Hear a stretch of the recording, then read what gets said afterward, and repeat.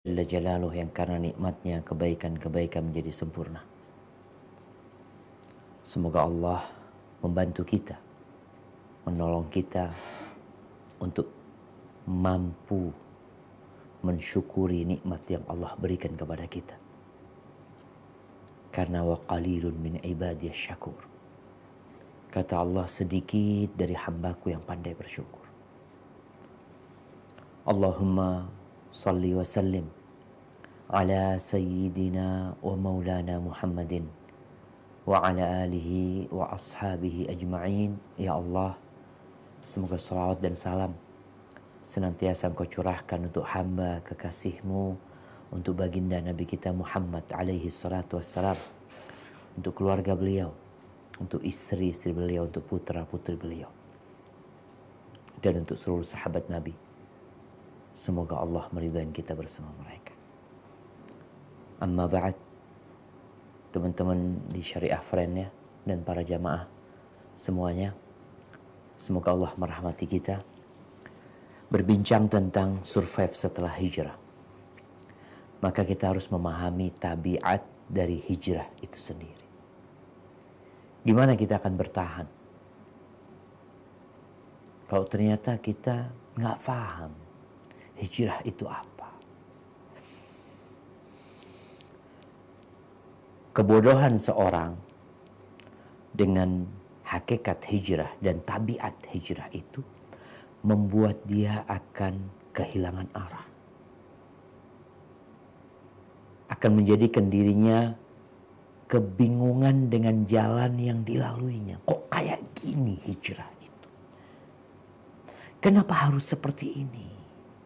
Karena dia nggak tahu hijrah itu apa dan resiko hijrah itu apa.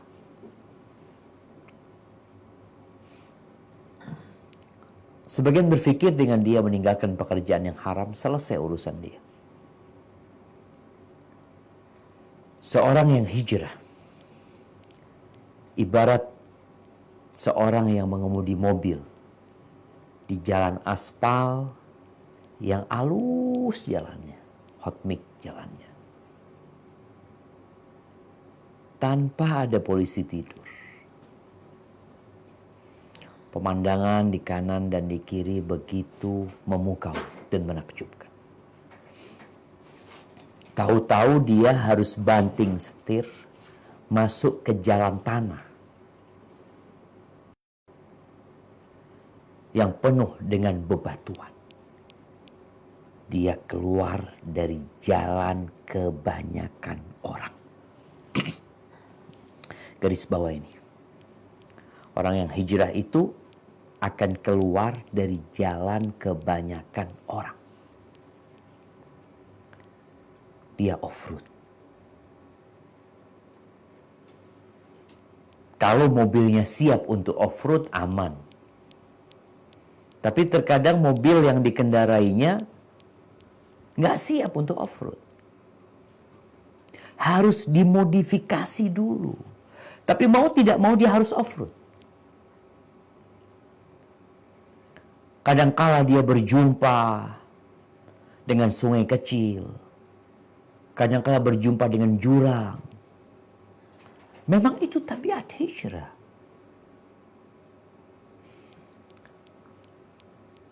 Kalau bicara mobil yang kita tunggangin, yang kita kendarain, nggak siap untuk off-road.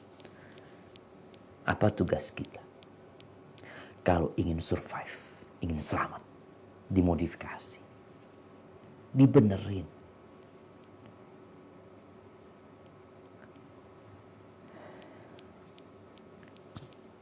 Dan kalau sudah dibenerin, udah dimodifikasi, bukan berarti kemudian kita jalannya sembarangan. Enggak.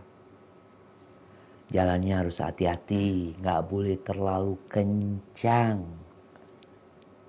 Nanti jatuh ke jurang. Dan nggak boleh juga terlalu pelan. Nanti ketinggalan kawan-kawan kita. Jalannya harus terukur. Makanya kalau kita lihat tuh orang-orang yang off-road ya. Anda nggak pernah ikut off-road sih. Anda dengar cerita. Bagaimana mobilnya itu harus dimodifikasi Ustaz. Kadangkala Modalnya doang, bahannya doang 100 juta. Dimodifikasi jadi 500 juta. Bukan berarti setelah 500 juta mobil itu aman, enggak. Kadang kala asnya patah, kadang kala ini itu. Tergantung medannya, Ustaz. Makanya yang off-road itu enggak sendirian. Ini bicara survive juga. Nanti kita akan bicarakan nggak boleh sendirian antum. Sendirian patah asnya habis satu. Tapi ketika bersama kawan-kawan, kata temen tuh yang suka off-road, kita satu mobil kadang-kadang didampingin 2-3 mobil, Ustaz. Ada mekaniknya, ya. Ada GPS-nya. Ada penunjuk jalannya. Maka kita harus benar-benar memahami tabiat hijrah ini. Allah menciptakan surga dan neraka. Dan sekarang yang sedang mendengarkan kajian ini, serta seluruh umat manusia ini, sebagian ada yang memilih jalan menuju ke neraka. Dan sebagian ada yang sedang berjalan di lorong surga. Jadi jalannya beda. Tadi kita sampaikan tuh orang habis jalan mulus, enak, tau-tau off-road. Keluar jalur dia. Ketika Allah Azza wa Jalla menciptakan surga, Allah memanggil Jibril. Lalu Allah mengatakan kepadanya, idhab ilaiha. Fandur ilaiha wa ila ma a'dadtu li ahliha fiha. Engkau coba berangkat sana ke surga, engkau lihat tuh surga, engkau lihat apa yang aku sediakan untuk hamba-hambaku yang masuk surga. Jibril berangkat. Dia memandang surga. Kenikmatan yang begitu menakjubkan. Sungai-sungai yang mengalir, pohon-pohon yang besar, buah-buahan yang dipetik kapan dia mau. Bahkan segala kenikmatan yang tidak pernah terbetik di hati manusia, itu ada di sana. Kembali menjumpai Allah Jalla Jalaluh, seraya mengatakan wa izzatika wa jalalika la yasma'u biha ahadun illa dakhalah. Demi kehormatanmu, demi keperkasaanmu, tidaklah seorang mendengar tentang surga melainkan dia akan masuk surga. Jemaah, kalau kita ada yang cerita sama kita tentang satu pulau yang indah, entah pulau apalah, mungkin kalau sekarang ada yang di Indonesia banyak pulau ya, yang di luar negeri ada di Maladewa sana, Maldives, dikasih tahu tempatnya indah kayak gini kayak gitu. Kira-kira antum mau berangkat enggak? Mau semuanya berangkat. Mau. Kalau cerita keindahannya, kenyamanannya, maka semua orang ingin masuk. Lalu Allah memerintahkan kepada Jibril untuk balik lagi ke surga. Setelah jalan menuju ke surga ini dikelilingi dengan hal-hal yang berat untuk jiwa kita. Sulit kita untuk melawannya, melawan jiwa kita karena berat. Jihad di jalan Allah dengan jiwa dan harta kita. Ya, sholat subuh pagi hari, ini yang wajib-wajib dulu nih. Meninggalkan yang diharamkan Allah Azza wa Jalla. Sedangkan jiwa manusia ini condong kepada yang haram-haram karena enak.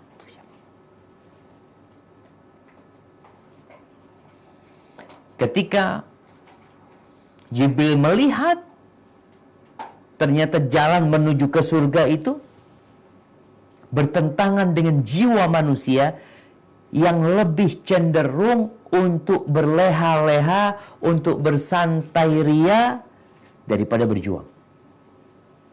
Berkorban apalagi. Orang tuh malas untuk berkeringat. Kecuali yang sesuai dengan syahwat. Maka Jibril setelah melihat itu, dia mengatakan kepada Allah Azza wa Jal, wa izzatika wa jalalika khasyitu an la yadkhulaha ahad.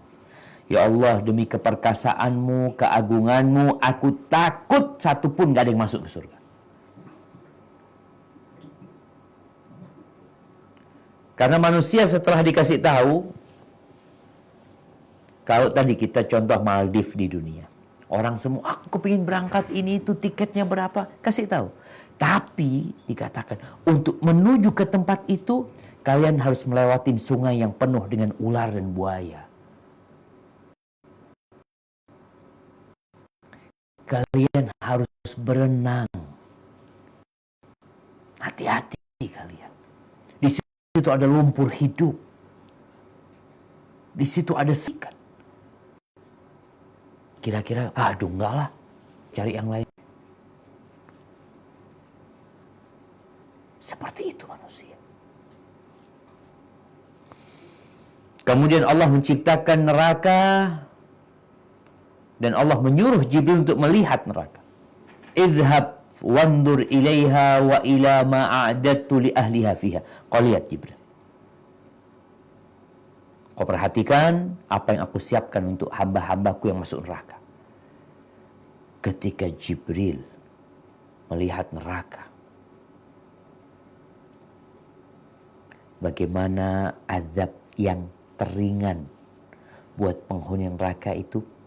2 bara api diletakkan di telapak kaki yang namanya otak itu mendidih. Bagaimana zakum yang kalau satu tetes zakum itu menetes di dunia ini rusak semua makanan yang ada dan kehidupan manusia. Maka tatkala Jibril melihat neraka, sebuah siksaan, hukuman yang orang akan jera. Di dunia ini, kalau dikatakan yang membunuh, akan dibunuh dan dimutilasi, dipotong-potong, dimulai dari kakinya, bukan kepalanya yang dipotong dulu. Kalau ada seorang pembunuh, lalu dikasih sanksi, dihukum, dengan dibunuh tapi caranya dipotong kakinya. Kakinya dulu dipotong. Nanti lututnya, nanti pahanya, nanti baru lehernya terakhir. Mungkinkah ada orang yang ingin menjadi pembunuh bayaran? Nggak ada. Ada orang yang karena berantem dia ingin membunuh. Enggak dia. Na'udzubillah. Wa izzalika la yadkhuluha ahadun sami'a biha. Demi kemuliaan, keperkasaanmu ya Allah, nggak ada yang masuk neraka insya Allah. Orang dengar tentang neraka nggak akan mau masuk neraka. Tapi kemudian neraka ini dikelilingi dengan semua yang disukai sama syahwat kita. Semuanya. Bisyahwat. Ya.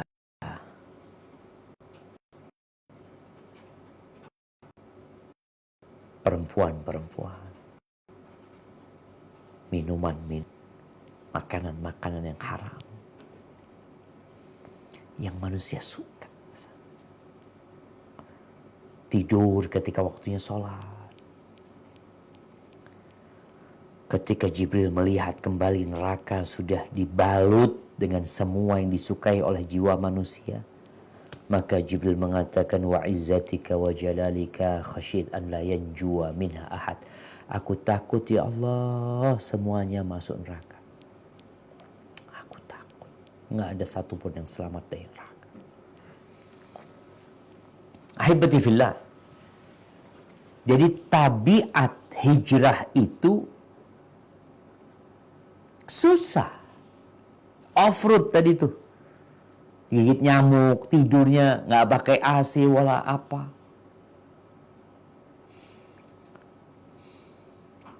Dan kalau kita ngelihat dunia kita sekarang ini, buat orang-orang, buat teman-teman yang hijrah di masa sekarang ini. Rasul SAW di masa Nabi dulu, hadis yang diriwayatkan Imam Ahmad dan Ibnu Majah dari Muawiyah radhiyallahu anhu bahwa Nabi alaihi salatu wasallam bersabda, lam yabqa minad dunya illa bala'un wa fitnah. Tidak tersisa dari dunia ini kecuali bala dan fitnah. Itu yang tersisa. Semakin berat. Makanya banyak teman-teman yang hijrah setengah jalan balik. Ada yang hijrah setengah-setengah, kadang-kala dia hijrahnya. Mudah dia kerjakan yang berat karena jiwa dia masih condong, dia belum bisa tinggalin tuh. Haibati fillah. Maka kalau bicara fitnah itu akan datang, iya. Ujian itu akan datang. Azza wa Jalla berfirman di surat, bisa dibaca.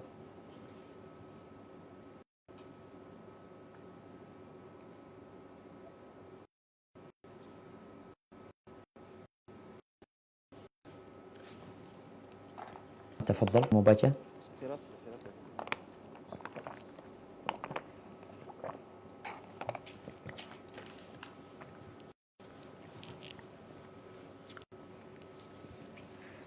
Mike, Miss.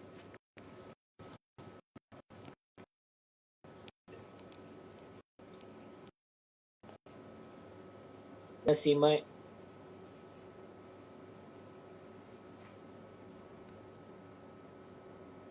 Wa minan nasi may yaqulu amanna billahi fa idza udhiya fillahi ja'alan nasi ka'adabillahi wa la in ja'a wa la in ja'a rabbika la yaqulunna inna kunna ma'akum awalaysa Allahu bi'alama bima fi suduril alamin. Dan di antara manusia ada sebagian yang berkata, kami beriman kepada Allah, tetapi apabila dia disakiti karena dia beriman kepada Allah, dia menganggap cobaan manusia itu sebagai siksaan Allah. Dan jika datang pertolongan dari Tuhanmu, niscaya mereka akan berkata, sesungguhnya kami bersama kamu. Bukankah Allah lebih mengetahui apa yang ada di dalam dada semua manusia? Nah, itu Allah sebutkan. Ada orang-orang yang beriman yang bilangnya hijrah, bilangnya mau berubah, tatkala disakiti oleh manusia, dikasih ujian sama Allah Azza wa Jalla. Biasanya dibully, dimaki, ada yang di PHK, ada yang sulit hidupnya setelah dia hijrah. Bukan tambah nyaman, dijauhi sama keluarga, kawan-kawan, nggak ada lagi. Maka dia menjadikan siksaan dari manusia ini, gangguan dari orang ini, seakan-akan itu azab Allah subhanahu wa ta'ala. Bahkan dia berpikir, sejatinya mau melarikan diri dari azab Allah subhanahu wa ta'ala. Kok malah aku kena azab yang jelas-jelas seperti ini? Dikucilkan oleh kawan-kawannya. Ya, memang itu harus dilewati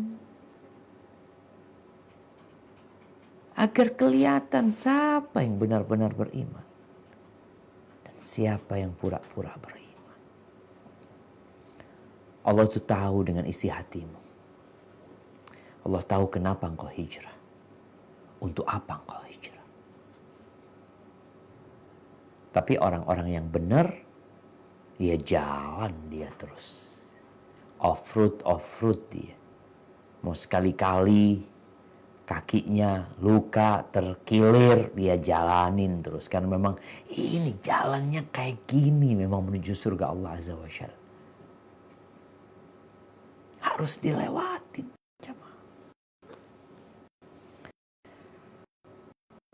Kemudian di surat Al-Hajj ayat 11. Silakan dibaca. A'udzubillahi samil alim minasyaitonir rajim. Bismillahirrahmanirrahim. Wa minan nasi man ya'budu Allah ala harf fa in asahu khairun ma'an wa in asabathu fitnatun ihtirad dunya wal akhirah dzalika huwal khusranul mubin. Dan di antara manusia ada orang yang menyembah Allah dengan berada di tepi. Maka jika ia memperoleh kebajikan, tetaplah ia dalam keadaan itu. Dan jika ia ditimpa oleh suatu bencana, berbaliklah, rugilah ia di dunia dan di akhirat. Yang demikian itu adalah kerugian yang nyata. Nah, jadi jangan sampai kita berpikir hijrah itu, wah kita udah masuk surga nih. Maka Allah menyebutkan ada orang yang menyembah Allah di tepian. Dia nggak di tengah, di tepian dia. Fa'in asabahu khairun itma'anna bih. Dapat keenakan, kenyamanan. Oh, Masya Allah, bagus nih agamanya, bagus nih. Sahih nih jalan hijrah nih. Benar nih ternyata. Tapi kalau kena musibah, kena fitnah, cobaan, balik dia. Nggak melanjutkan perjalanan. Dia akan berpikir, anak ini kan kepingin lebih baik, susah anak. Maka kalau ada yang balik dari jalan hijrah, dia akan yang nyata di dunia dan di akhirat. Saya menyebut, inna idhamal jaza ma'a idhamil bala. Besarnya kadar pahala itu sesuai dengan besarnya cobaan. Besarnya pahala, balasan dari Allah Azza wa Jalla sesuai besarnya cobaan.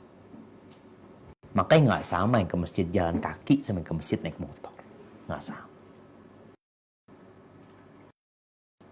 Sesuai dengan bala yang kau rasakan, seperti itu pula balasan yang kau akan dapatkan. Sesungguhnya Allah Azza wa Jalla apabila menyukai, Allah akan berikan bala kepada mereka. Faman radhiya falahu ridha. Siapa yang ridha dengan takdir Allah SWT, dengan kepada dia, maka bagi dia keridhaan. Allah akan ridha sama dia. Falahu as-sakhat. Barang siapa yang murka sama dia. Pasti. Terus gimana Ustaz supaya survive kita? Ya tadi kita udah tahu dulu nih tabiat hijrah tuh kayak gitu. Maka siapkan adalah keyakinan. Yakin dengan apa? Ya jalannya memang susah, tapi nanti senang Ustaz. Iya. Kita untuk bertahan. Iya tuh orang-orang yang nambang emas, nambang batu bara, kadang kalau dia gali ini dia ninggalkan keluarganya. Kenapa sih kayak gitu? Yakin dia akan mendapatkan.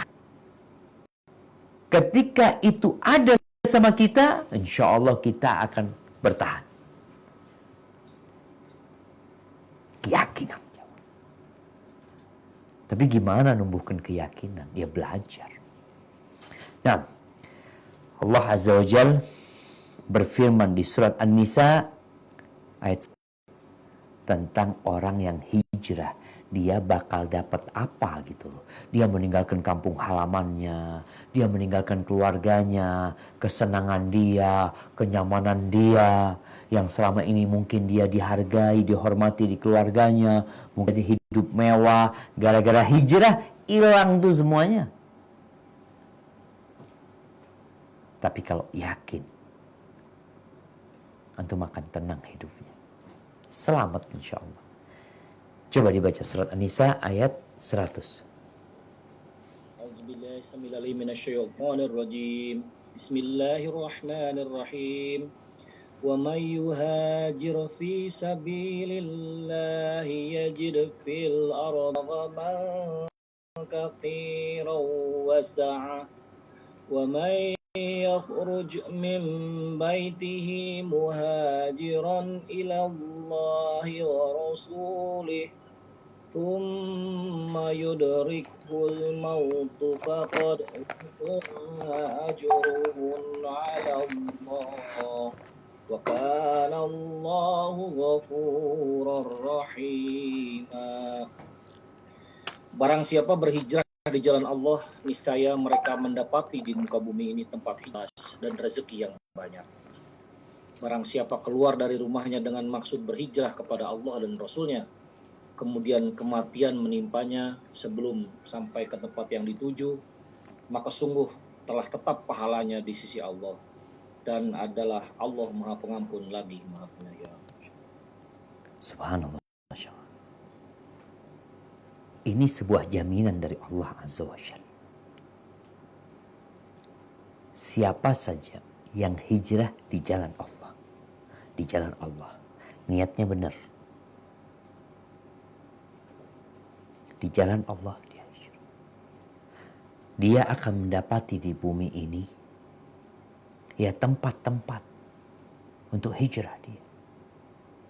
Tempat-tempat yang memudahkan bagi dia untuk menjalankan agamanya. Dan keluasan di rezeki.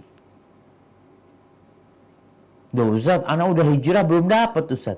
Tunggu. Untuk menuju ke sana perlu perjuangan. Emangnya Rasul SAW ketika hijrah dari Mekah ke Madinah, beliau enak-enakan. Jalan hijrahnya itu Masya Allah ya. Di kanan kiri disambut. Kanan kiri disambut pedang beliau SAW. Pedang yang terhunus. Anak panah yang disiapkan. Tombak yang siap untuk dilemparkan kepada Nabi alaihi salatu wassalam. Tapi Allah janji, engkau akan dapatkan itu. Terus sampai sekarang belum kadangkala.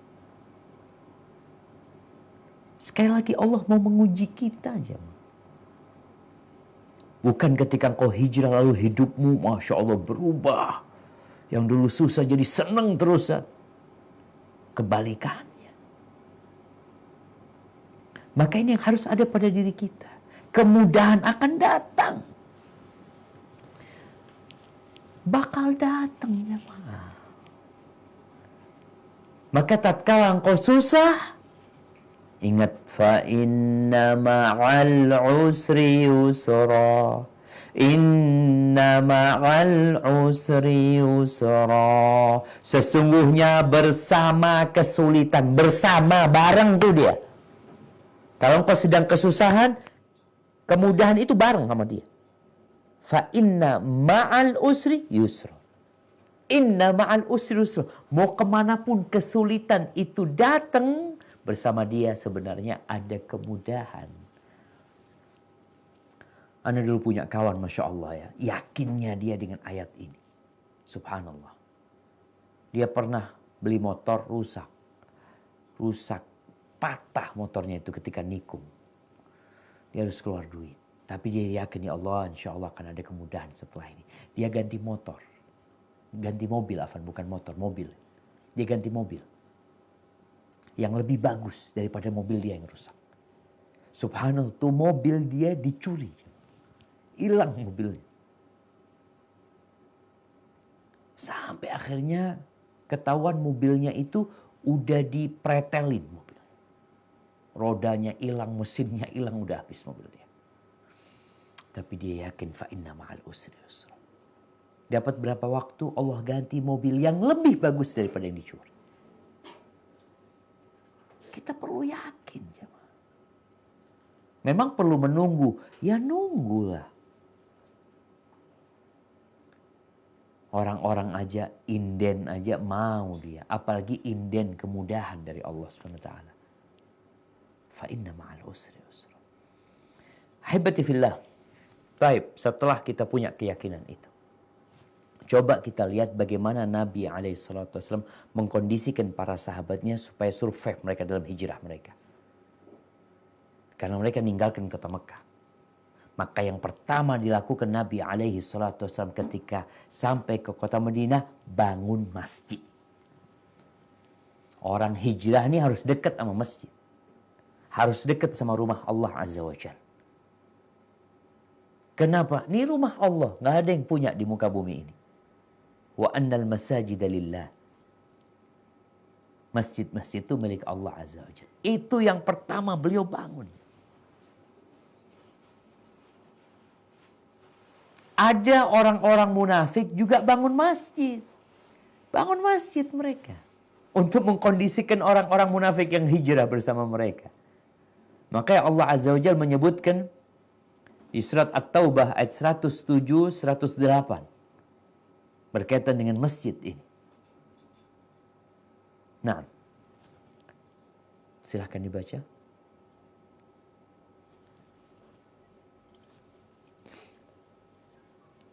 A'udzu billahi samil alim minasyaitonir rajim. Bismillahirrahmanirrahim. والذين اتخذوا مسجدا ضرارا وكفرا وتفريقا بين المؤمنين وإرصادا لمن حارب الله ورسوله من قبل ولا يحلفن إن أردنا إلا الحسنى Wallahu yashhadu innahum lakadzibun. Dan di antara orang-orang munafik itu ada orang-orang yang mendirikan masjid untuk menimbulkan kemudaratan pada orang-orang mukmin, untuk kekafiran dan untuk memecah belah antara orang-orang mukmin, serta menunggu kedatangan orang-orang yang telah memerangi Allah dan Rasul-Nya sejak dahulu. Mereka sesungguhnya bersumpah, kami tidak menghendaki selain kebaikan. Dan Allah menjadi saksi bahwa sesungguhnya mereka itu adalah pendusta dalam sumpahnya. Nah, lanjut. Ayat berikutnya Ustaz ya? Ya. 108.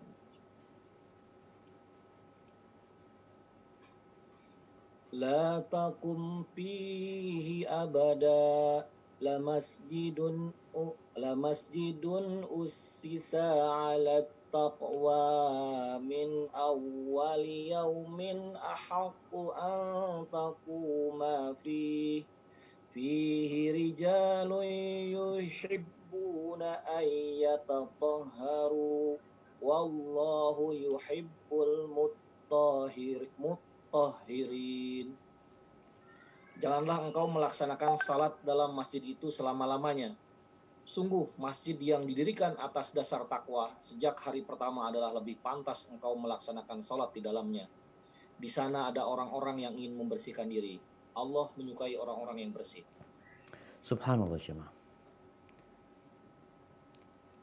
Inilah pilihan pertama Nabi SAW. Ketika beliau sampai ke kota Madinah, beliau membangun masjid. Bukan bangun rumah beliau. Numpang beliau rumahnya. Jangan dipikirkan Nabi SAW sampai kota Madinah udah dibikinkan rumah oleh para sahabat. Numpang beliau di rumahnya Abu Ayyub Al-Ansari. Yang pertama dibangun masjid. Orang-orang munafikin bangun masjid juga mereka. Masjid tandingan nih. Kenapa? Karena dia tahu perannya masjid untuk mengkondisikan orang-orang yang beriman. Bagaimana di masjid 5 waktu dikumandangkan azan. Bagaimana orang-orang di masjid mendapatkan pembelajaran. Dulu belum ada sekolah. Semuanya ngumpul di masjid. Sekolahan-sekolahan itu pemisahan dari kewajiban masjid. Dulu semuanya di masjid dikerjakan. Sampai menawan musuh itu diikat di masjid. Ada sahabat yang sakit, sekarang ada rumah sakit. Dulu dirawat di masjid. Sahabat-sahabat yang gak punya rumah, tidur di masjid. Sekarang masjid gak boleh tidur. Maka buat teman-teman yang udah hijrah, jangan jauh-jauh dari masjid. Dekat tuh rumah Allah. Apapun masalahmu, datanglah ke rumah Allah. Gantung jantungmu di rumah Allah. Kalau dulu jantungnya itu di tempat pekerjaan, sehingga bangun tidur yang ada pekerjaan dia. Sekarang enggak. Yang ada dalam benak dia rumah Allah Azza wa Jalla. Kajian-kajian ilmu datang. Ini nih yang membuat para sahabat bisa bertahan. Salah satu sebabnya. Nabi SAW terus memotivasi para sahabat. Selesai sholat, ada permasalahan, beliau naik mimbar, beliau sampaikan kepada para sahabatnya. Kalau jarang ke masjid, gimana dia mau dapat arahan? Gimana dia mau bertahan dengan kondisi yang ada? Ada hukum-hukum ternyata dia nggak belajar. Makanya para sahabat Nabi belajar. Di mana? Di masjid lagi. Tapi setelah bangun masjid beliau, yang pertama beliau akan bangun masjid. Ini demi untuk mengkondisikan para sahabat yang hijrah sebagai bentuk pentingnya masjid untuk umat Islam juga. Yang kedua yang beliau lakukan adalah menjadikan orang-orang yang hijrah dengan orang-orang yang punya tempat tinggal di kota Madinah bersaudara. Yang dikenal dengan mu'akhah. Orang-orang beriman itu bersaudara. Innamal mu'minuna ikhwah. Tapi ini persaudaraan yang lain lagi, jemaah. Persaudaraan di atas persaudaraan. Yang dahulunya mereka itu saling mewarisi. Kenapa? Ya kalau enggak mau gimana mau bertahan nih. Orang-orang Mekah. Dia datang ke kota Madinah. Rumah nggak punya. Kerjaan nggak ada. Kota Madinah bukan kota besar yang mungkin banyak lapangan pekerjaan. Enggak. Maka Rasul SAW menyuruh sahabat yang dari Ansor, bawa fulan ke rumahmu, bawa fulan ke rumahmu. Udah habis nih, ada 70 yang tidur di masjid. Habis Isya biasanya sahabat-sahabat itu bawa sebagian, yuk ke rumahku, makan di rumahku. Ada yang bawa 2 orang, ada yang bawa 3 orang, ada yang bawa 10 orang. Kita pun seperti itu yang harus kita lakukan. Teman-teman yang hijrah ini jangan ditinggal. Digandeng tuh dia. Nggak punya pekerjaan, kita kasih pekerjaan. Bukan hanya dikatakan sabar ya, orang hijrah itu harus sabar. Nah, Nabi memberikan motivasi itu. Tapi Nabi juga alaihi salatu wasallam memberikan solusi untuk urusan ekonomi gimana sekarang. Mereka perlu makan untuk hidup. Maka Nabi alaihi salatu wasallam subhanallah awal datang ke kota Madinah yang beliau sampaikan itu apa? Ayuhan nas. Pesan untuk menjaga ukhuwah. Ukhuwah yang lebih daripada ukhuwah Islam. Ayuhan nas, afshus salam, wa at'imut ta'am, wasilul arham, wasallu bil laili wan nasu niyam, tadkhulul jannata bisalam. Wahai umat manusia, tebarkan salam. Berikan makanan kepada orang yang membutuhkan. Sambung silaturahim.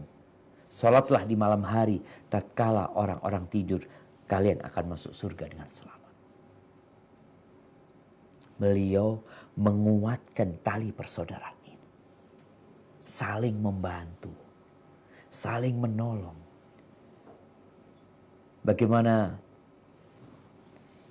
ceritanya orang-orang Ansar ketika orang-orang datang ke kota Madinah, orang-orang muhajirin. Allah menceritakan hal itu di surat Al-Hasyr ayat 8 dan 9. Mungkin kita bisa baca. A'udzu billahi minasyaitonir rajim. Bismillahirrahmanirrahim. للفقراء المهاجرين الذين أخرجوا من ديارهم وأموالهم يبتغون فضلا من الله ورضوانا وينصرون الله ورسوله أولئك هم الصادقون.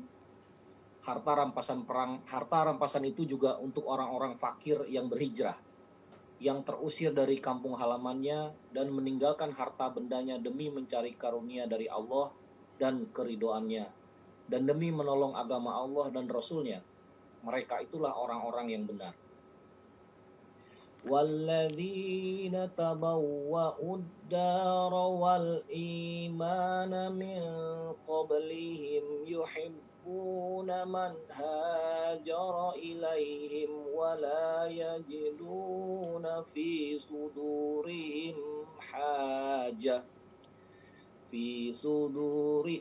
صدورهم حاجة مما أوتوا ويؤثرون على أنفسهم ولو كان بهم خصاصة ومن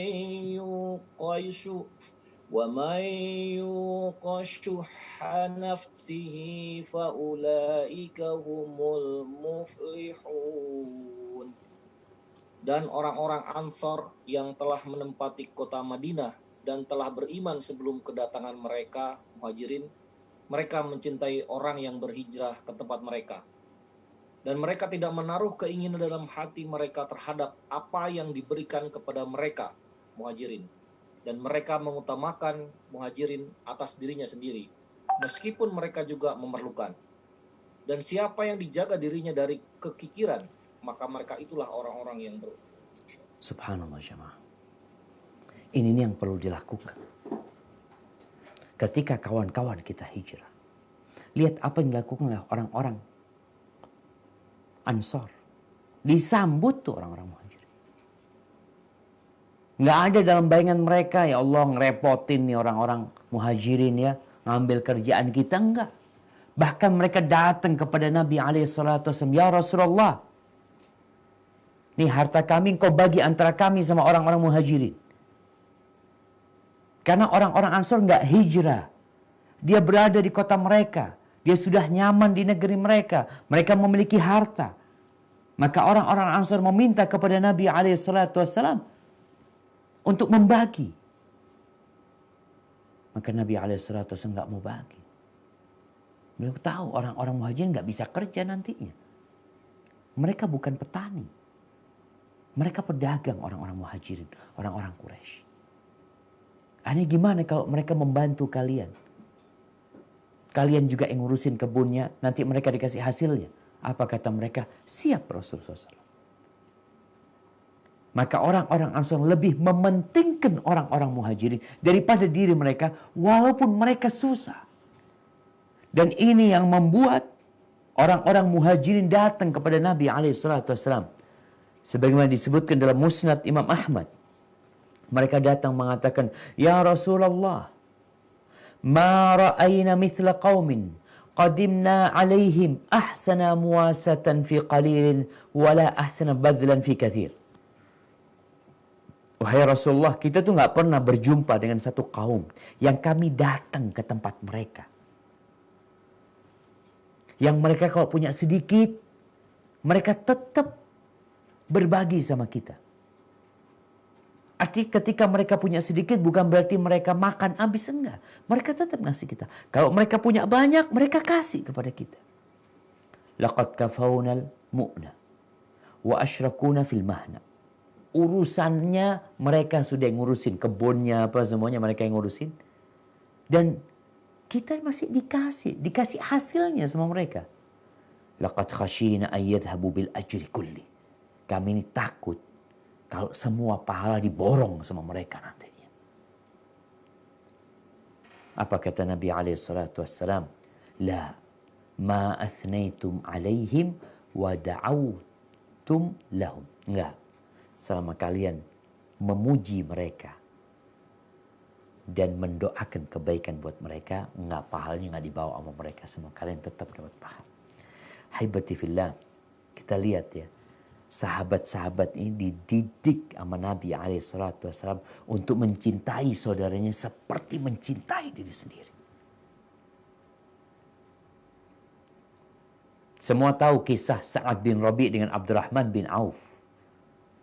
Ketika Sa'ad bin Rabi' menawarkan kepada Abdurrahman bin Auf separuh hartanya, bahkan satu istrinya dia akan ceraikan agar dinikahi oleh Abdurrahman bin Auf. Sampai seperti itu. Tapi apa yang terjadi dengan Abdurrahman bin Auf? Enggak. Dia enggak mau ngerepotin. Dia mau kerja. Maka dia mengatakan, duluni ala suq, tunjukkan kepada aku di mana ada pasar. Ini juga penting, pesan dari kisah Abdurrahman bin Auf. Kawan-kawan kita ini yang hijrah, kadang-kadang nggak bisa kerja dia. Dia mantan bos. Dia di sebuah perusahaan, dia tuh bisa besar, sukses karena sistem. Ketika dia keluar, dia mau berusaha, gagal dia. Kenapa? Karena dia nggak punya sistem. Maka kadang-kala teman-teman yang hijrah ini perlu adanya pendampingan.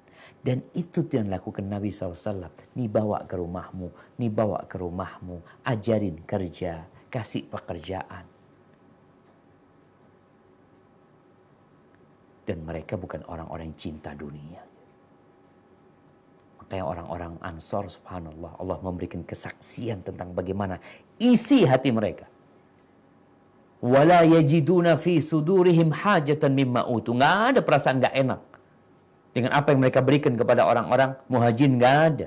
Mereka cinta sama saudaranya. Cinta kepada orang-orang hijrah. Jadi kita kalau dapat kawan hijrah, berbahagialah antum. Jangan berpikir, ya Allah ngerepotin anak lagi nih. Ntar jualan herbal sama kayak anak jualan herbal lagi. Enggak. Kita harus membentuk yang namanya ukhuwah. Saling menolong, menggandeng, menyelamatkan saudara kita supaya dia bertahan. Bukan hanya diajak ke masjid. Kita kan ngajak dia ke masjid supaya dia yang baru hijrah ini ajak ke masjid terus biar dia istiqomah. Tapi tetap kita juga perlu dampingin dia dalam pekerjaan. Haibati fillah. Malik Ad-Dari menceritakan tentang Umar bin Khattab radhiyallahu anhu. Bagaimana nih hasil didikan Nabi SAW? Apakah orang-orangnya gila sama dunia? Setelah dibukakan pintu-pintu kenikmatan dan kekayaan. Suatu hari Umar bin Khattab radhiyallahu anhu, dia mengambil duit, ditaruh di satu wadah, jumlahnya 400 dinar. Ini mungkin ketika Umar bin Khattab sedang berada di Palestina, di Syam. Di situ ada 400 dinar. 400 dinar jamaah. Ya, 2 kilo seperempat emas. Kalau sekarang mungkin, ya kalau dikali 1 juta, 2,5 M dikasihkan. Memang banyak harta. Diberikan kepada yang pertama Abu Ubaidah Amir bin Jarrah. Umar berpesan kepada pembantunya, engkau bawa nih fulus ke Abu Ubaidah. Sampai sana, talaha sa'atan fil bait. Engkau jangan langsung pulang. Ya engkau kayak main-main di rumah itu sebentar. Engkau lihat apa yang dilakukan oleh Abu Ubaidah dengan duit 400 dinar ini. Berangkatlah pembantu ini lalu mengatakan kepada Abu Ubaidah, yaqulu laka Amirul Mu'minin ij'al hadhihi fi ba'di hajatika. Pesannya Amirul Mu'minin, ini uang jadikan untuk hajatmu, untuk kebutuhanmu. Apa kata Abu Ubaidah? Wasalahullahu wa rahimah. Semoga Allah memberikan kebaikan kepada dia dan merahmatinya. Itu dibuka. Dia memanggil pembantu perempuannya atau budak perempuannya. Ya Jariyah, sini. Engkau bawa ini. 7 dinar, berangkat ke rumahnya fulan. Ini 5 dinar, kasihkan fulan. Ini 5 dinar, kasihkan fulan. Sampai habis itu uangnya. 1 dinar pun gak tersisa.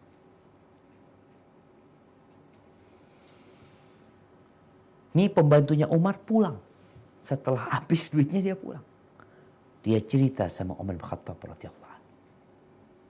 Gak ada yang dibuat untuk diri dia, gak ada. Kemudian Umar sudah menyediakan lagi sama 400 dinar. 2,5 M. Makanya jemaah, Anda sering sampaikan ke kawan-kawan. Antum gak akan punya uang banyak kalau dipikirkan akhirat kita. Gak ada duit banyak. Antum mau punya uang 10 miliar. 1 jam habis tuh duit. Antum transfer sana, transfer sini. Banyak yang butuh.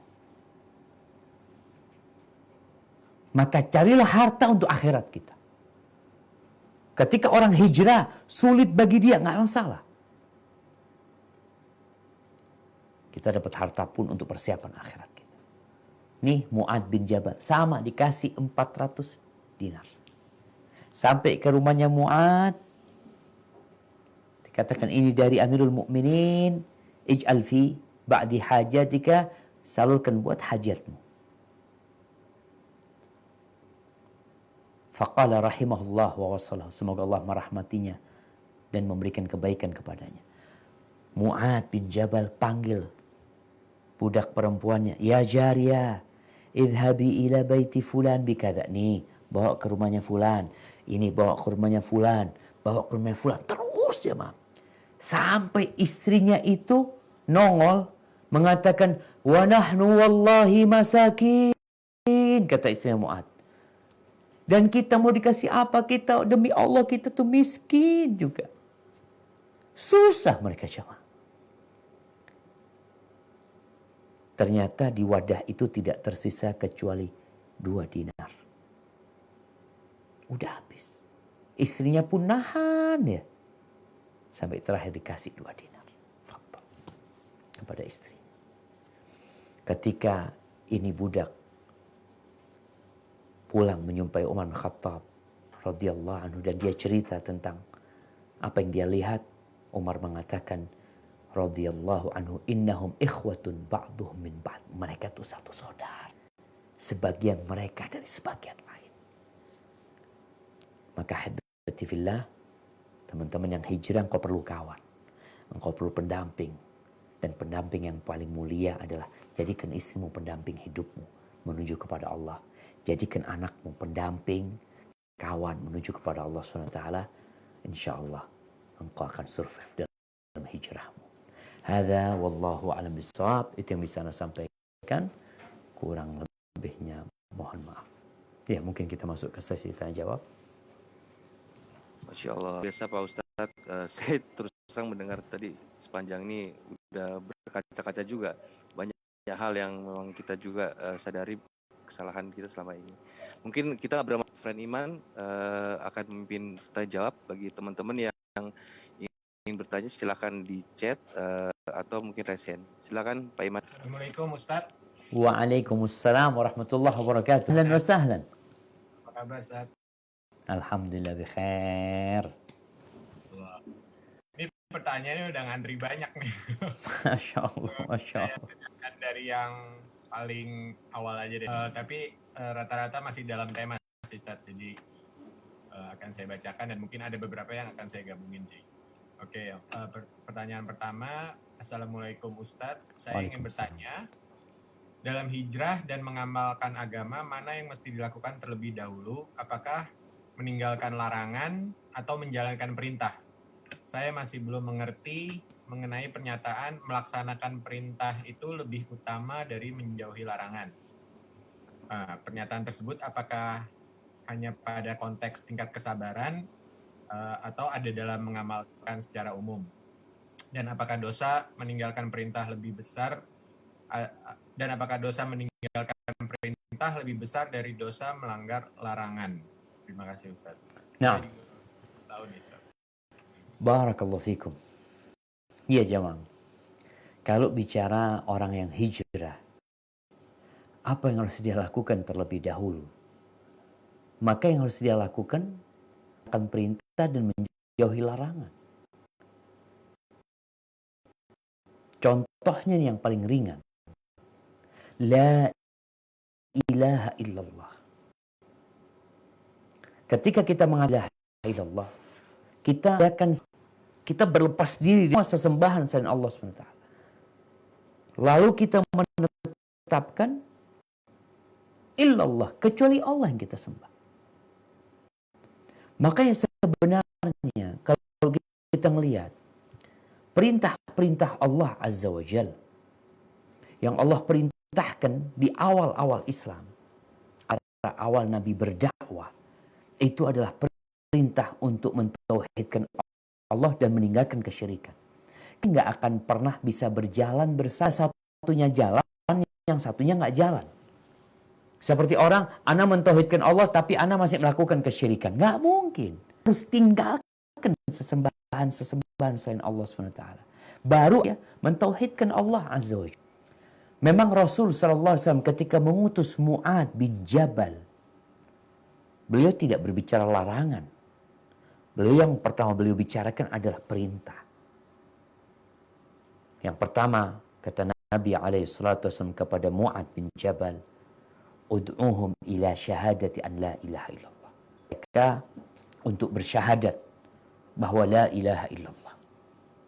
Setelah itu apa? Dirikan sholat.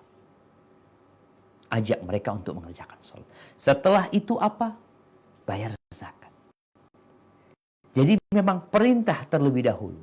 Karena sejatinya orang yang melaksanakan perintah Allah Azza wa Jal, sebagaimana Allah katakan, inna salat anil fahsya wal munkar. Salat akan mencegah dari perbuatan keji dan mungkar.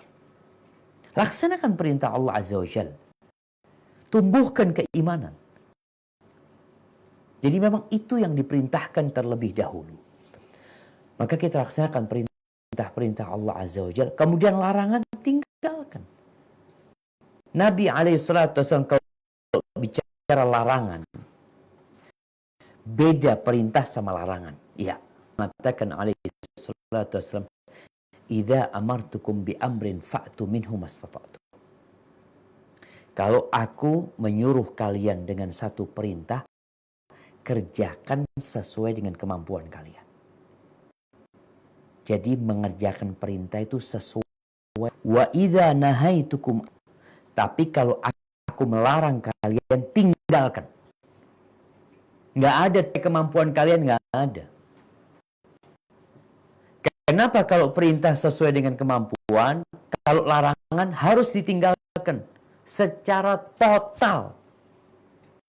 Tapi kalau perintah, enggak, sesuai kemampuan. Para ulama menjelaskan, melaksanakan membutuhkan energi dari kita.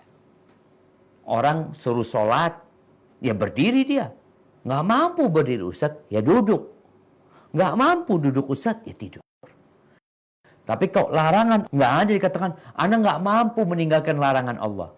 Karena yang namanya, ya udah ditinggalin. Mana dikatakan jangan, ya udah jangan. Nggak usah datang ke tempat perzinaan, selesai. Jangan makan yang haram, ya jangan deket-deket udah. Artinya dia sebenarnya nggak perlu energi, itu meninggalkan. Kalau bicara lebih besar mana dosanya, perintah atau melanggar larangan? Ya, dosanya tergantung dengan perintah yang dan larangan yang dilarang. Kalau kita bicara perintahnya sholat, ini orang ninggalin sholat. Meninggalkan sholat sama berzina, lebih besar mana dosanya? Meninggalkan sholat. Orang yang meninggalkan sholat itu menurut pendapat sebagian ulama kafir. Sedangkan orang berzina enggak. Jadi kadangkala kita itu sebagian orang ini alhamdulillah Ustaz baik ya, suka bantu orang ini itu. Cuma dia nggak sholat. Nggak baik dia berarti. Rukun Islam dia tinggalkan. Jadi seperti itu. Wallahu a'lam bishawab. Nah. Barakallahu fiik. Oke. Yang perlu saya highlight itu berarti kalau larangan kita harus tinggalkan secara total. Kalau perintah jalankan semampunya, betul gitu ya Ustaz? Siap, betul. Ya, itu saya baru ilmu juga tuh Ustaz buat saya, friend. Barakallahu fiik. Ini yang kedua Ustaz. Bismillah. Assalamualaikum warahmatullahi wabarakatuh. Waalaikumsalam warahmatullahi wabarakatuh. Tanya agar suami bisa berhijrah total kan semua yang diharamkan, karena meski sudah rajin kajian, sholat ke masjid, tapi belum bisa meninggalkan rokok. Pencerahannya Ustaz. Ini buat teman-teman yang masih ngerokok nih. Naam jemaah, naam, subhanallah. Iya. Ya memang kalau bicara rokok nih, sebenarnya ada orang-orang yang sudah paham bahwa saya mudarat, buktinya mudarat, nggak ada lah suami ngajak istrinya, ngajak anak-anaknya habis makan nih, yuk rokokan yuk nih, bapaknya bagi-bagi rokok sama anaknya, nggak ada. Yang ada bapaknya ngerokok, dia cari tempat yang tersembunyi. Kalau apalagi dia mungkin belum rokok. Apa yang harus dilakukan istri? Yang pertama, ajak suaminya berdoa. Kita ini banyak menyerah. Banyak mengatakan, aku belum bisa ninggalin rokok. Berat. Ini itu banyak alasan. Oke, siap. Istri katakan, oke bang. Yuk kita doa. Aku yang doa atau abang yang doa. Aku yang ngaminin. Nggak apa-apa suami istri. Memisang suami berdoa, ya Allah, bantulah hamba untuk meninggalkan rokok. Kita nggak berani karena kita masih suka. Mintalah sama Allah. Ana masih ingat dengan seorang kawan yang dia cerita, Ustaz, Ana berapa tahun mau ninggalin rokok nggak bisa, Ustaz. Udah ngurangin balik lagi, ngurangin baik lagi, sampai suatu saat, Ustaz, Ana kok dikasih ilham. Ana mengatakan, bantulah hamba untuk meninggalkan rokok, ya Allah. Malam hari Ana muntah darah. Itu awal berhenti ngerokok. Jadi kadang-kala kita perlu bantuan Allah, iya. Ada hal-hal yang berat untuk ditinggalkan. Naam, minta tolong sama Allah SWT. Maka ajak suami untuk berdoa, minta sama Allah. Minta bang, minta sama Allah. Kalau memang abang serius mau hijrah. Insya Allah, nggak ada yang sulit buat Allah SWT. Mungkin itu yang bisa dilakukan. Karena sejatinya kalau sudah hijrah, udah tahulah masalah rokok. Cuma dia belum meninggalkannya. Kadang-kala tadi dia berkata nggak mampu. Nggak ada kata nggak mampu. Ninggalkan rokok, ya udah nggak usah ngerokok. Ngerokok itu butuh energi. Makanya orang sakit, kalau dikatakan orang yang dia disuruh ngerokok, aduh nggak bisa. Karena ngangkat tangannya dia nggak bisa. Tapi kalau dikatakan jangan ngerokok, sudah. Dia tidak melakukan apa-apa sebenarnya. Suaminya untuk berdoa. Dia bisa meninggalkan rokok tersebut. Barakallahu fikum. Nah. Barakallahu fikum Ustaz. Jazakallahu khair. Emang kita kalau misalkan berharap lebih baik berdoa ya Ustaz ya. Jangan terlalu berharap kepada manusia juga agak susah kalau Allah nggak nolong ya. Nah. Baik. Ini pertanyaan selanjutnya dari Ahwat ya, dari Mbak Ara. Assalamualaikum Ustadz. Semoga Ustadz, keluarga dan tim selalu dalam lindungan Allah. Saya baru hijrah. Setelah saya berhijrah, ada tawaran pekerjaan yang nggak boleh untuk muslimah, seperti menjadi model, dan juga ada tawaran untuk mengikuti kontes kecantikan, yang mana kecantikan itu bisa menambah relasi, dan terkadang saya masih memiliki rasa keinginan untuk menerima tawaran tersebut, padahal saya udah tahu itu nggak boleh, Ustaz. Bagaimana caranya supaya bisa istiqomah dalam hijrah untuk pindah dari dunia model itu, Ustaz? Subhanallah jemaah. Ya. Berat jemaah. Tadi kita sebutkan hijrah itu off-road kita. Keluar dari jalan kebanyakan orang. Apa yang harus kita lakukan? Yakin bersama kesulitan ada kemudahan. Allah Azza wa Jal telah menentukan rizki kita. Rizki kita itu akan datang kepada kita sama seperti ajal kita. Sama. Kita dikejar sama rizki kita. Tapi Nabi SAW mengatakan, fa'ajmilu fit talab. Kalian hendaklah cari rizki dengan cara yang baik. Fala yahmilannakum, jangan sampai rizki yang terlambat datangnya dan melakukan yang haram. Kalau kita melihat, kenapa orang-orang merampok, kenapa orang-orang mencuri? Dalam bayangan dia, ya Allah, enggak ada Ustaz. Dia mau gimana lagi? Enggak. Engkau yang enggak sabaran. Maka nasihat ana buat teman-teman yang hijrah ini, banyak-banyak baca juz amma sama artinya. Banyak juz amma sama artinya. Supaya kita tahu dengan hakikat dunia ini. Kita tuh sering tertipu dengan kenikmatan dunia. Fala taghurrannakumul hayatud dunya. Jangan kalian tertipu dengan kehidupan yang rendah sekali. Semua ingin berbahagia. Apakah orang-orang yang dapat duit banyak berbahagia ketika dengan cara yang haram dia mendapatkannya, dengan cara yang terlarang dia mendapatkannya? Apalagi perempuan, anak kesian perempuan jamaah. Ketika dia harus menjual dirinya, menjual kecantikannya untuk mendapatkan uang. Sebenarnya dia sedang dieksploitasi, dinikmatin oleh laki-laki. Hormati dirimu. Maka nasihat ana tadi, baca juz amma, kemudian cari kawan yang baik. Kadang-kadang kau perlu ada yang megangin. Kita tuh kalau nggak ada yang megangin, kadang-kadang lepas ya ma. Maka cari kawan yang bisa ngasih nasihat. Dan buat kawan-kawan yang lainnya ketika mendapati kawannya hijrah, seperti yang dilakukan Nabi SAW, bagaimana kita menggandeng dia, merangkul dia, memberikan komunitas yang baik sama dia, agar dia tidak terpengaruh kembali dengan dunia dia. Kesian jamaah. Kita jangan cuma kasih nasihat ya, anak kasih nasihat sabar ini itu. Kita juga perlu kasih solusi sama dia. Kerjaan atau apa, atau kita punya tadi ceritanya Sa'ad bin Mu'adz, ya udah, mamanya dia belum dapat kerjaan, ana alhamdulillah punya kerjaan, ya udah separuhnya difadhol, ana punya gaji yang dia pakai. Bisakah kita melakukan itu? Ya mau nggak mau kita harus bisa. Kita kan mau bareng-bareng masuk surga. Hadza wallahu a'lam bissawab. Nah, Jazakallah khairan Ustaz. Oke, untuk selanjutnya ada pertanyaan dari Mbak Pramita Yulia. Bismillah. Assalamualaikum Ustadz. Boleh minta penjelasan tentang sikap gulu atau berlebih-lebihan dalam agama. Contohnya seperti apa Ustadz? Masya Allah, barakallahu fikum.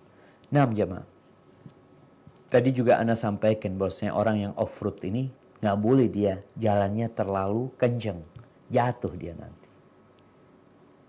Jadi gulu berlebih-lebihan dalam agama nggak boleh. Iyyakum wal ghulu fid din. Kalian jangan berlebih-lebihan dalam beragama. Orang-orang dahulu itu biru. Contohnya nih, ada contoh 3 sahabat yang dia datang ke rumah Nabi SAW. Dia bertanya tentang ibadah Rasul SAW. 3 orang ini menganggap ibadah Sallallahu Alaihi Wasallam biasa-biasa aja. Beliau malam hari tidur, terus nanti sepertiga malam bangun, sholat, sebelum subuh kadang-kala beliau tidur lagi, istirahat, kemudian sholat subuh. Kemudian kalau bicara puasa, ya Nabi nggak tiap hari puasa. Beliau puasa, kadang-kala beliau enggak. Beliau juga punya istri, banyak istrinya. 3 orang ini beranggapan ibadah Nabi ini sedikit. Lalu 3 orang ini semua memiliki inisiatif yang berbeda-beda. Yang satu mengatakan, aku akan sholat sepanjang malam gak akan tidur. Yang satu mengatakan, aku akan puasa sepanjang tahun gak akan berbuka. Yang satu mengatakan, aku tidak akan menikah dengan wanita. Karena dalam pandangan dia, menikah ya ngerepotin ibadah dia. Akhirnya Nabi SAW naik ke mimbar, dikasih tahu mereka, salah itu termasuk ghulu, berlebih-lebihan dalam beragama. Aku ini orang yang paling bertakwa, kata Nabi SAW. Aku tidur dan aku sholat. Aku puasa dan aku berbuka. Dan aku menikah dengan para wanita. Faman raghiba an sunnati falaysa minni. Barang siapa yang tidak suka dengan sunnahku bukan dari golongan.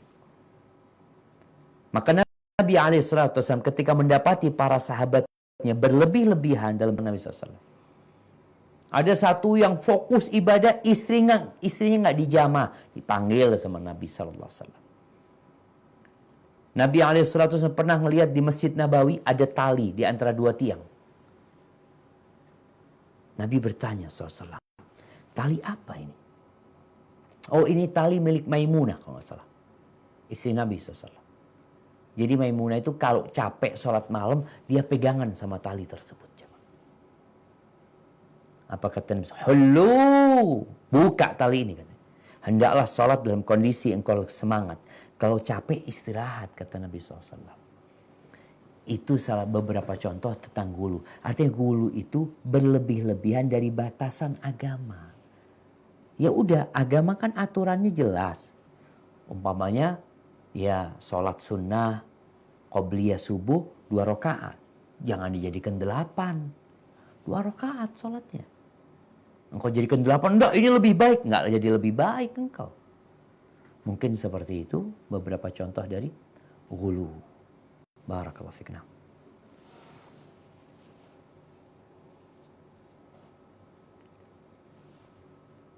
Bang, kok belum terdengar suaranya? Oh ya maaf, tadi ke mute Ustaz. Masya Ini Allah, barakallahu fik. pertanyaannya banyak nih. Jadi saya screening aja sih yang agak nyambung. Dari Imam nih, Assalamualaikum, Assalamualaikum, mohon nasihatnya Ustadz. Bila memiliki hutang yang cukup besar dan belum bisa membayar dalam waktu dekat, bagaimana kiat-kiat dalam melunasinya? Apakah sebaiknya dicicil, bayar perlahan, atau boleh ikhtiar dengan open donasi dari bantuan lembaga atau teman? Dan apa doanya apa doanya supaya kita tidak terkait hutang, Ustaz? Masya Allah. Nah, jemaah.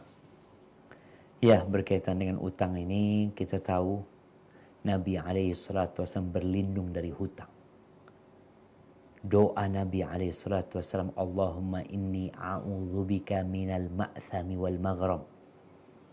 Ya Allah, aku berlindung kepadamu dari dosa dan hutang. Sampai istrinya itu heran, ya Rasulullah, engkau kok sering banget doa minta dilindungi dari hutang. Ada apa sebenarnya? Sedangkan kita di negeri kita ini dibiasakan berhutang. Jadi sistem yang ada, orang itu dibikin berhutang. Islam menyuruh kita untuk tidak berhutang. Berlindung dari hutang, kecuali terpaksa. Bukan malah diiming-imingin untuk berhutang. Nabi mengatakan, orang itu kalau berhutang, dia akan ngomong. Dia akan menceritakan kebutuhan dia ini itu, padahal dia bohong. Dia nanti akan janji, nanti ada duit insya Allah, bulan depan insya Allah ada yang cair ini tuh. Dia ingkar janji. Itu hutang. Ternyata hutang itu melahirkan dosa. Kenapa Nabi berlindung dari hutang? Taib, apa yang harus dilakukan ketika orang terlilit hutang? Yang pertama, banyak-banyak istighfar. Bertobat kepada Allah. Untuk apa engkau berhutang? Kadangkala ya peruntukannya juga tidak terlalu penting, tidak butuh sebenarnya. Ditambah lagi kadangkala utangnya riba. Maka yang pertama engkau harus bertobat kepada Allah Azza wa Jal. Karena telah melanggar aturan Allah SWT. Taib, yang kedua, kuatkan niatmu untuk melunasi itu utang. Buktikan kalau engkau benar-benar niat. Dengan cara apa? Dengan menyicil. Kadang-kala ada orang, Ustaz, nggak cukup ini itu. Ya mungkin kau harus puasa. Ada orang yang berpikir, Ustaz, utang ana ini besar loh, Ustaz. Utang ana ini 1 miliar, anggap, Ustaz. Kalau ana nyicil tiap bulan 1 juta, kapan akan lunas, Ustaz? Tugasmu memulai, Allah yang menyelesaikan. Tugas kita itu mulai, terus Allah yang menyelesaikan. Allah janji. Kata Nabi SAW, man akhadha amwalan nas yuridu ada'aha. Barang siapa yang utang sama orang, niat untuk membayarnya, addallahu anhu. Allah yang akan melunasi. Maka kita mulai. Buktikan kalau kau memang niat melunasi. Engkau punya barang, punya ini itu, punya mobil, punya motor. Ana perlu sama motor Ustaz. Ya mungkin perlu diturunin kualitas motornya. Kau punya motor 10 juta, ya ana beli yang 5 juta. 5 juta buat bayar utang. Mobil juga seperti itu, ana butuh Ustaz, nggak mungkin ana jual. Tapi jual, engkau punya mobil 100 juta, beli mobil 50 juta. Masukin. Jadi ada usaha yang kita perlu buktikan kepada Allah. Kalau ana benar-benar niat ya Allah untuk melunasin utang. Jadi bukan, oh nanti. Itu belum laku. Yang kau punya. Kemudian doa. Doa yang diajarkan Nabi SAW kepada Ali bin Abi Thalib radhiyallahu anhu. Allahumma kfini bihalalika an haramik. Wa aghnini bifadlika amman siwa. Ya Allah, cukupkan aku, kayakan aku dengan karuniamu. Ya, supaya tidak butuh sama yang lain. Cukupkan aku dengan yang halal supaya aku nggak butuh sama yang haram. Minta sama Allah SWT. Kalau bicara bolehkah open donasi, ya boleh-boleh saja. Kalau memang benar-benar engkau tidak mampu untuk membayarnya. Tapi berusahalah terlebih dahulu. Karena tangan yang di atas lebih baik daripada tangan yang di bawah. Berusahalah engkau. Kita ini kadang-kala gengsi. Nabi SAW tahu para sahabatnya nggak punya, nggak mampu. Tapi Nabi tidak mengarahkan mereka untuk minta-minta.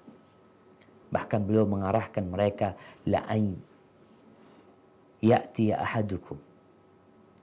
Seorang di antara kalian, la'ay yahtatiba ahadukum. Seorang di antara kalian cari kayu bakar. Lalu dia letakkan di pundaknya.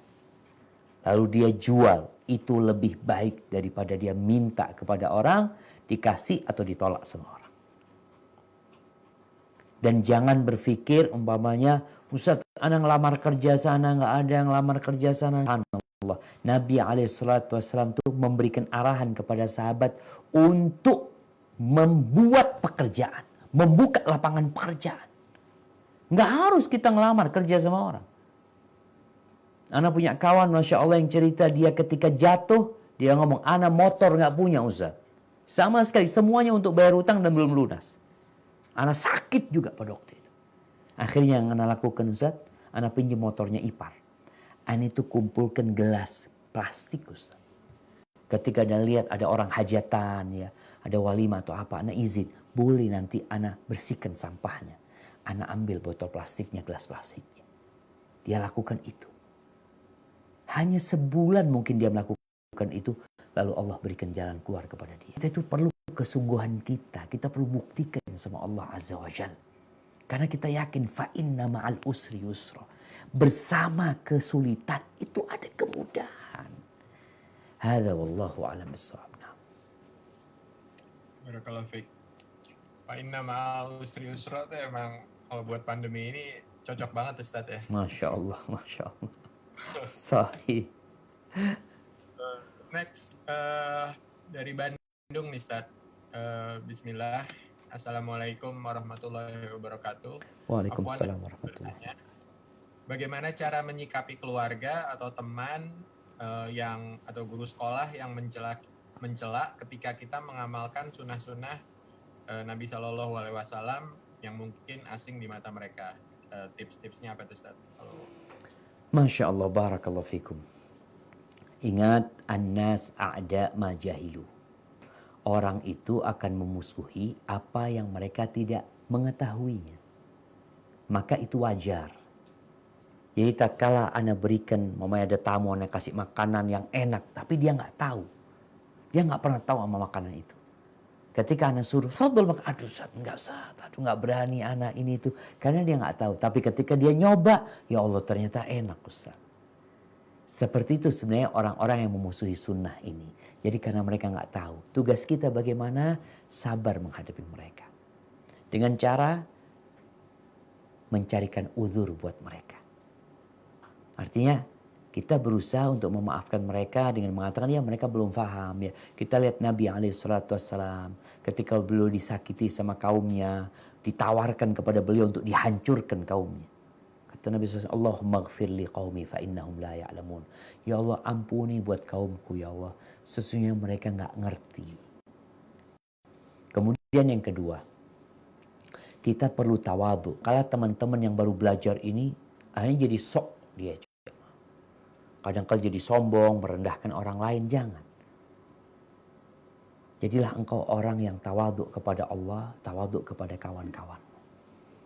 Yang ketiga, bermuamalah dengan cara yang baik. Balaslah keburukan dengan kebaikan.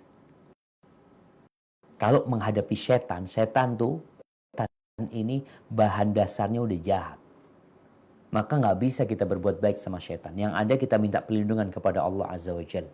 A'udzubillahi minasyaitonirrajim. Tapi sama manusia, apa kata Allah Azza wa Jalla? Idfa' billati hiya ahsan. Fa idzal ladzi bainaka wa bainahu adawatun ka'annahu waliyyun hamim. Balaslah keburukan dengan yang lebih baik dari engkau. Bisa jadi permusuhan yang terjadi itu Allah rubah menjadi persahabatan yang indah. Jadi kawan-kawan yang belum kenal sunnah itu, ya engkau berikan kepada dia, tunjukkan akhlak muliamu, kau traktir mereka, engkau punya sedikit rezeki berbagi sama mereka, supaya mereka tahu bahwasanya engkau ketika mengenal sunnah ini, engkau semakin baik. Engkau semakin menghargai yang tua, menyayangi yang muda. Maka dengan cara seperti itu, semoga ya teman-teman jadi paling tidak dia nggak membuli kita. Tapi yang jelas, engkau akan disakiti oleh manusia. Sabar. Nabi SAW dikatakan dukun, penyihir, paranormal, pendusta. Semua sifat buruk itu disematkan kepada Nabi SAW. Dan sampai hari ini, kemarin urusan Perancis kita lihat, apakah berhenti mereka mencaci maki Nabi kita SAW? Gak berhenti. Tapi di balik itu ada hikmah. Seakan-akan Allah ingin menunjukkan kepada seluruh penduduk bumi ini bahwa ada satu manusia terindah yang pernah menginjakkan kakinya di muka bumi ini, yang bernama Muhammad sallallahu alaihi wasallam. Barakallahu fikum. Nah. Jazakallahu khairan. Ustaz, nanya dulu nih, udah jam 9, apa masih boleh bertanya atau? Kayaknya pertanyaan terakhir, Bang. Pertanyaan terakhir ya. Berarti saya pilih deh. Oke. Ini ada dari Fatmi Andari. Assalamualaikum warahmatullahi wabarakatuh, Ustaz. Waalaikumsalam warahmatullahi wabarakatuh. Saya ingin bertanya tentang hadis innama al-a'malu binniyat. Bolehkah kita meminta sesuatu dengan amal soleh sebagai wasilah? Misalnya kita beramal soleh dengan harapan kalau kita menjaga Allah, maka Allah akan jaga kita. Atau misalnya kita berpuasa sunnah agar anak-anak kita menjadi soleh. Atau berpuasa sunnah atau agar anak-anak kita pendidikannya lancar. Apakah kalau udah niat kayak gitu nanti masih dapat bagian pahala di akhirat apa enggak? Masya Allah, jemaah. Iya, menarik sekali pertanyaan ini, jemaah ya. Jadi kalau kita melihat ada amalan-amalan, ada ibadah-ibadah yang Allah Jalla Jalaluh memberikan balasan di dunia sebelum di akhirat. Contohnya, dawu mardakum bis sadaqah. Obati orang yang sakit dengan sedekah. Jadi ternyata sedekah ini bisa ngobatin orang sakit. Terus bagaimana niatnya kita, Ustaz? Ketika kita bersedekah, bolehkah kita niat sedekah untuk kesembuhan? Kalau kita sekedar minta kesembuhan kepada Allah Azza wa Jalla, ya sudah, kita hanya akan mendapatkan kesembuhan di dunia aja. Karena kita tidak berharap di akhirat. Terus niat yang baik gimana? Niat yang baik adalah kita niat sedekah untuk mendapatkan keridhaan Allah SWT. Agar mendapatkan balasan di akhirat. Tapi tentunya kita tahu faedah sedekah itu adalah untuk ngobatin orang yang sakit. Artinya otomatis Allah akan berikan. Jadi pahala atau balasan-balasan duniawi itu tentunya untuk memotivasi kita memang beramal. Tapi jangan itu yang kita pinta. Tapi itu yang memotivasi kita. Tetap yang kita pinta adalah keridhaan Allah Subhanahu wa taala. Memang para ulama menyebutkan ketika seorang beramal ibadah untuk berharapkan kayak sedekah ingin bertambah hartanya. Karena kan katanya dilipat gandakan ketika orang itu bersedekah. Kalau dia beramal lillahi ta'ala, niatnya ikhlas lillahi ta'ala, tapi tujuannya adalah mendapatkan balasan di dunia, maka para ulama menjelaskan fama lahum fil akhirati min khalaq. Di akhirat nggak dapat apa-apa nanti. Karena memang nggak minta akhirat. Tapi gimana Ustaz kalau dia ya minta dunia dan minta akhirat? Ya tentunya pahala dia tidak sempurna. Karena sebagian dia minta balasan di dunia. Yang sempurna adalah ketika dia beramal, dia mengharap keridhaan Allah SWT. Adapun balasan dunia, ya tentunya Allah Subhanahu wa Ta'ala sudah menjanjikan hal itu tanpa kita niatkan, tapi kita udah tahu ada balasan Allah di dunia buat kita sebenarnya. Jadi kalau kita kejar akhirat, dunia itu ikut. Tapi kalau niat kita dunia, akhirat nggak ikut. Terus niatkan akhirat dan yakin dunia akan ikut sama kita. Hadza wallahu a'lam bishawab. Itu yang ana ketahuin, kurang lebihnya mohon maaf. Apabila yang ana sampaikan benar itu dari Allah Azza wa Jal. Kalau ada yang salah dan kurang berkenan itu dari diri ana pribadi.